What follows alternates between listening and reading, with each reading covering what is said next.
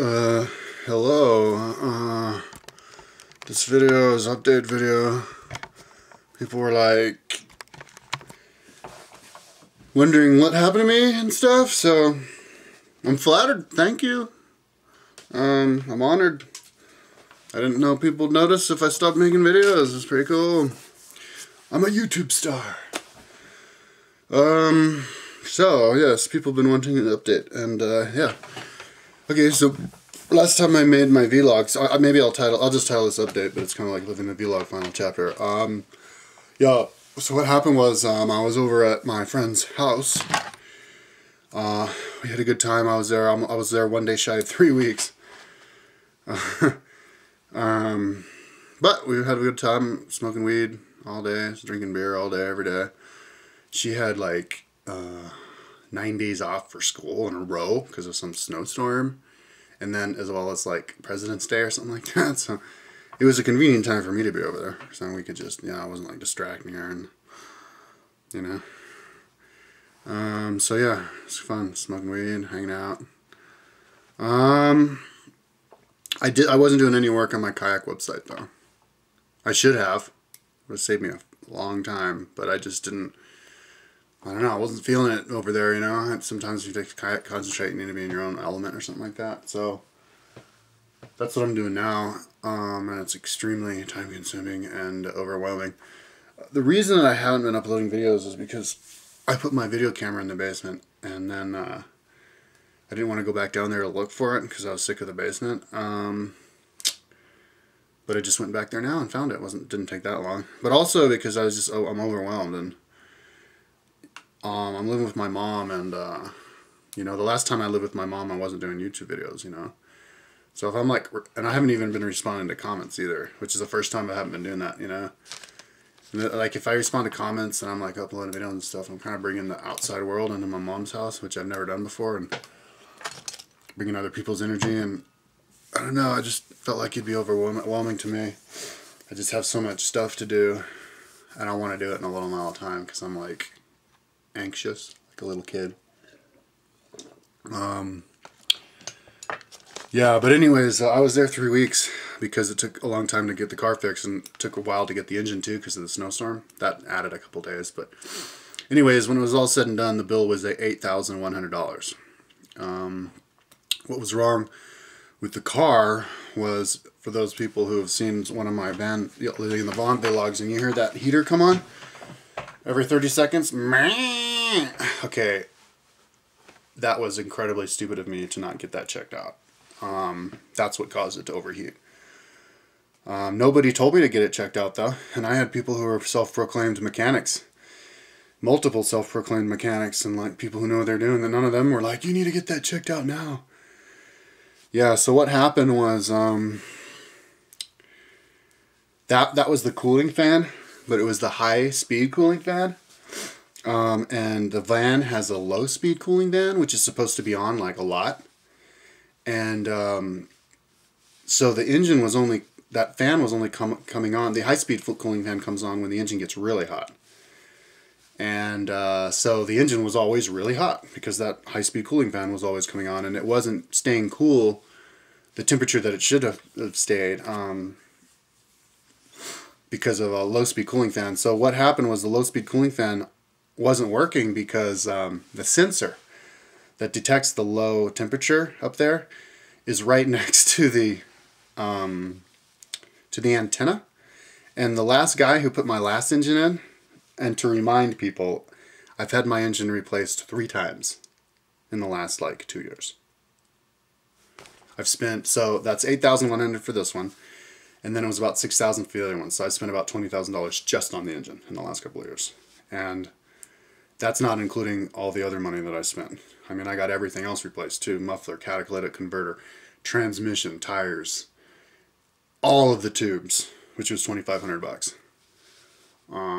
Yeah, just ridiculous. But the last guy, and it's been done by 3 separate mechanics, and the last mechanic that did it, he seemed like he knew what he was doing, but the problem is right next to the antenna is the sensor for the low temperature gauge sensor. And a couple of years ago, my antenna was broken, so I wanted to get a new antenna. So when those guys put the antenna in, they pushed off of the sensor. They dislodged the sensor. Why the temperature gauge for the engine sensor is in the front of the car, I have no idea. But so there was no sensor, so it wasn't working. The low speed fan wasn't working. And the mechanic I had back there, he was working with my fan a lot. I mean, he got the fan out. He was going to replace the fan at one point because it was making noise, but then it stopped making noise because I guess when he went in there, it moved things around a little bit and it wasn't. So he was like, yeah, everything's good now. And so he just didn't realize that the low speed thing wasn't working. So, but normally that wouldn't have made a big deal. But the problem was when they opened up my engine, they found out that my engine that I spent $3,500 on, and I bought it twice from the same company, AVG Motors in LA, and I'm going to call them and see if I can get some redemption from them, because the guy opened up the engine and he looked inside, and all of the pistons in the engine block, when you replace an engine, I guess you get a new engine block and new pistons. And if you know, I was looking at, you know, vans for sale on the internet, and they're like, yeah, new pistons, or like new heads. If you see a van for sale and they're like new heads, that doesn't mean shit.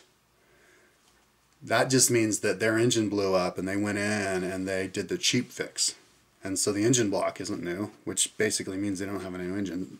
But anyways, that's just me talking. That's not what the mechanic said. But he said that the engine, that the cylinder heads and the engine block were pitted, were electrolyzed pitted, because it was an old engine. And so all they did was they painted to fill up those the pits to make it a temporary fix, and then they put the engine back together. And when they glued the engine back together, there was this big divot in the engine itself, and so the rubber went on. And there was this big gap. So they basically just got an old ass engine, and they glued it back together with those little rubber things, and they called it a new engine, and they sold it for premium prices to me twice. So I'm really dumb. I'm just naive. I just think that people just do you right, and they don't. You have to do research and get engines from people who aren't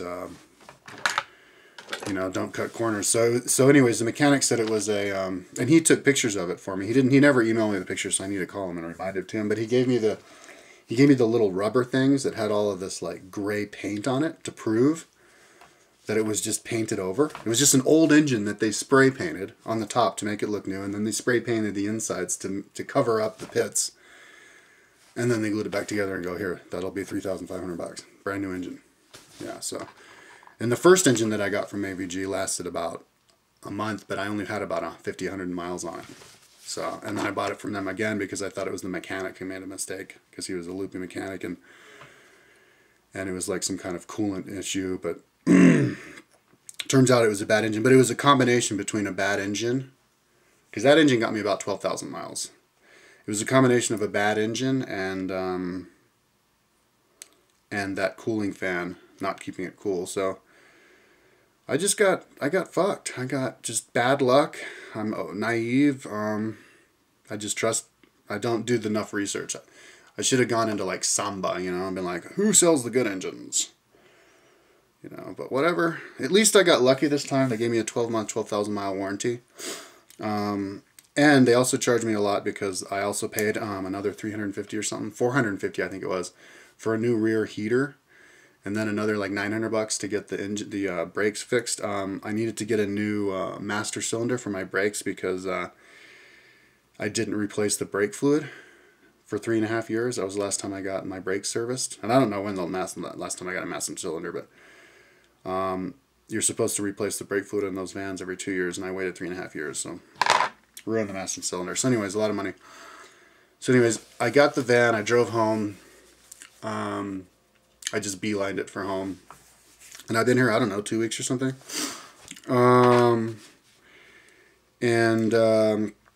So what am I doing now? Okay, when I first came home, I was cleaning the house, vacuuming the house. And then I went into the basement, spent 5 full days organizing the basement. And then I got going on my website for my kayak trip. And I'm going to completely redo the website for my kayak trip. I made a website for my kayak trip 4 years ago when I was going to do the trip with my friend. But then I looked at it, and number one, Dreamweaver won't open any of the pages on my kayak trip site, even though they're small pages. They're not big pages at all, but it won't.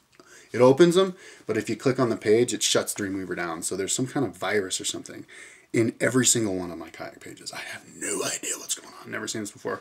So I have to rebuild the site anyways.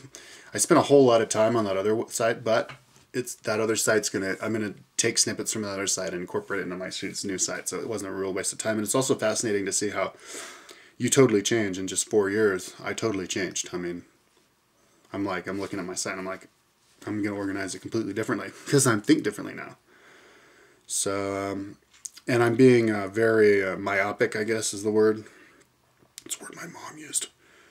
I'm being overly detailed with my kayak trip, but I want to make it a really good website because my mom's going to be home base. She's going to be a person I'm going to be calling all the time. And besides, I have I'm a YouTube star. I got 1,000 subscribers. So yeah, if I make a good website, it'll be a good journey. People can go on with me and watch my trip. Yeah, so at this point right now, I'm trying to, and I was researching all the other vans and how much people are selling them for. At this point, I'm trying to fix up my van so I can sell it. My radio wasn't working, so I paid $95 to get the radio fixed. And then it broke right after I got it back. So now they're selling that I need like a new energy cable or whatever for the radio, power cable. And it's going to be $60, $80. So I think I'm going to go ahead and pay that, bring it in today. Then they're going to pay that. And then hopefully but then only the front speakers. So I'm going to see if I can figure out how to get the rear speakers and the 12 CD changer and the 3 amps I have hooked up. I don't know how they got unhooked. Maybe the mechanic did it. But, oh my God. But the Car Toys says it's going to be $400 just to hook up the rear speakers. It's like, oh my God. So hopefully I can do that. And then yeah, clean up my car and then put it all ads all over the place. I'm gonna take my time this time selling my van. I'm not gonna just be like, oh my God, I gotta sell it. I'm gonna really sell it for as much as I can sell it for this time. Because I'm like $11,500 in debt, you know. Not including how much money I have in the bank in the checking account. Including the checking account, maybe I'm over $10,000 in debt. So, yeah, I have like $600 or something in the account now. So I'm like way in debt. So I need to sell my car for more than I'm in debt for. If I'm going to be able to do that kayak trip without stopping and getting a job. But I also have 2 river kayaks with all the gear that I'm going to sell. Some old ski stuff that I'm going to try and sell. Yeah, maybe there's some things in the basement that I can sell. That's why I lost my camera in the basement to take pictures of stuff. And also I didn't want to make video logging because my mom is like, I brought some weed back from Seattle when I was getting stoned in the house, and my mom noticed. And she's like, you don't be making videos while you're stoned because then it reflects badly on me because people know you're living with me. So I'm like, so I have to make videos when I'm not stoned, but I was always stoned. So that was kind of a problem. But anyways, I ran out. So pretty soon when I'm not overwhelmed, get caught up on the website and stuff, I'm going to start making a vlog, a daily vlog, just like my live in the van vlogs, in the morning and at night, documenting my journey, getting my crap together for my kayak trip. And then that would be cool because then people could maybe give me suggestions, even though they would probably be stupid suggestions because, going on a kayak trip the way I'm doing, it's like not something that everybody does. But yeah, you're welcome to give suggestions, and especially when it has to do with fishing. I don't know anything about fishing. I'm going to have to learn how to fish if I'm going to be able to do this trip without, and have some range, without being completely reliant on the food that I bring and the gas that I bring. So anyways, it'll be fun.